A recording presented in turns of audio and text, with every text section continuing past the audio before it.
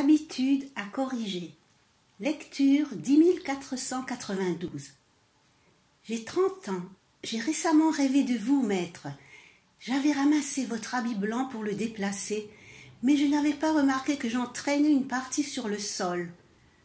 Vous vous comportez maladroitement sans faire attention, m'avait-il dit. J'ai senti mon cœur sursauter, mais juste à ce moment-là, je me suis réveillée et j'ai essayé d'y penser. C'est ainsi que j'ai pu clairement voir que toute ma vie se passait sans que je réfléchisse sérieusement à ce que je faisais. Je me suis demandé « Comment ai-je pu vivre comme ça ?» Je me suis dit que le moment idéal était venu de mettre de l'ordre dans ma vie. Et j'essaye, mais je suis aussi consciente que beaucoup de ces habitudes font désormais partie de moi. Maître, par où dois-je commencer et comment dois-je travailler pour obtenir le résultat? Dans la période de vie entre 20 et 30 ans, il serait nécessaire de corriger nos propres habitudes. Car si nous n'arrivions pas à le faire, la situation pourrait devenir très compliquée et jusqu'à ce moment-là, nous sommes toujours en relation avec nos parents. Ils pourraient nous aider à changer. La première chose à faire lorsque vous passez le seuil des 30 est de vous déplacer carrément de vos parents et de vous détacher carrément de vos parents. Cela ne veut pas dire que vous devez rompre avec eux ou ne plus jamais les revoir, mais toutes sortes d'aides de leur part devraient s'arrêter à ce moment-là. Vous êtes maintenant membre à part entière de la société et votre étude doit se poursuivre là. Mais que signifie étudier dans la société? Cela signifie être capable de se débrouiller sans l'aide des parents. Cela signifie que si, à ce moment-là, vous vous trouviez en difficulté financière, vous devriez vous adresser à des structures publiques, gouvernements, municipalités, etc., ou financières. De cette façon, vous seriez obligé de tout rendre jusqu'au dernier centime et sans l'aide de personne.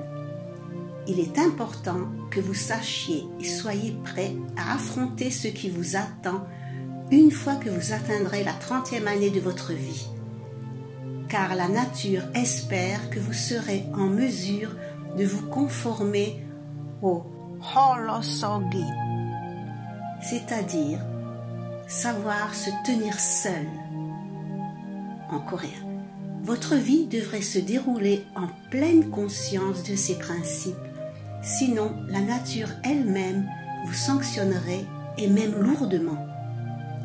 Si vous ne remboursiez pas un prêt, vous verriez la nature infliger une pénalité minimale 10 fois plus élevée et il pourrait vraiment vous arriver n'importe quoi.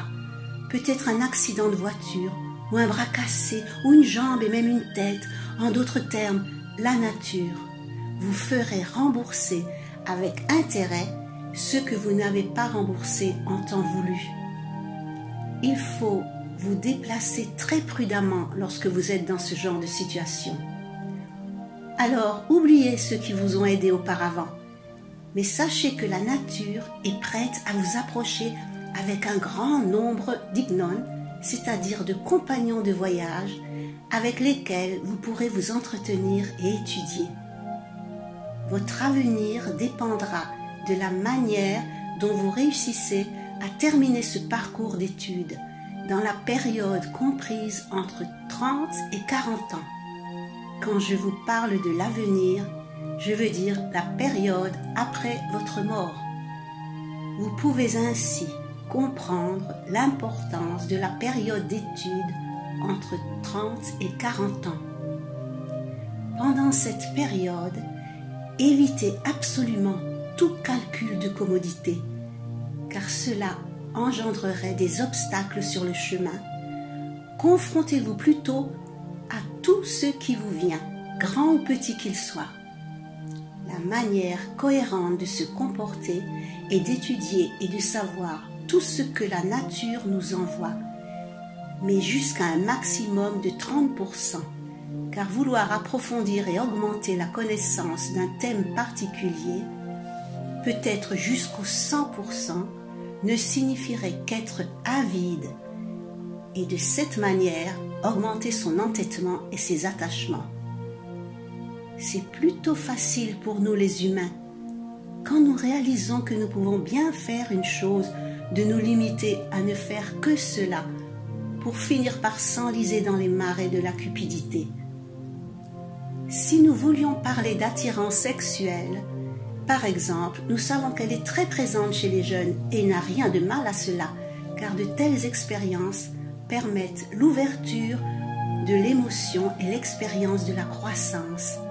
Mais s'ils devaient y rester aggrappés, s'ils tombaient dans l'expérience, ils risqueraient d'être capturés par l'instinct animal, leur vie rencontrerait des difficultés et ils pourraient ne jamais être capables d'élever la qualité de leur énergie.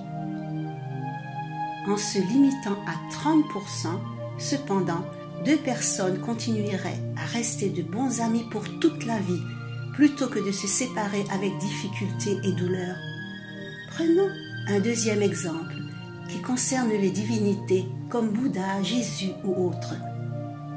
Encore une fois, si les gens se limitaient à croire, honorer et prier la divinité, ils iraient bien au-delà du seuil de 30% et resteraient facilement piégés par elle. Au contraire, ils devraient chercher à connaître l'expérience de cette divinité et à comprendre son sens, lié au temps dans lequel elles ont vécu.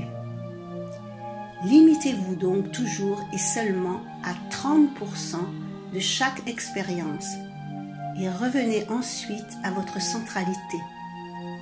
Mettez de l'ordre dans vos pensées. Notez votre expérience et recommencez ailleurs. Les gens qui agissent de cette manière seront de vrais leaders. Nous, Hong-Hik Ingan de cette planète, avons besoin de recevoir une éducation de ce genre pour pouvoir guider tout le genre humain.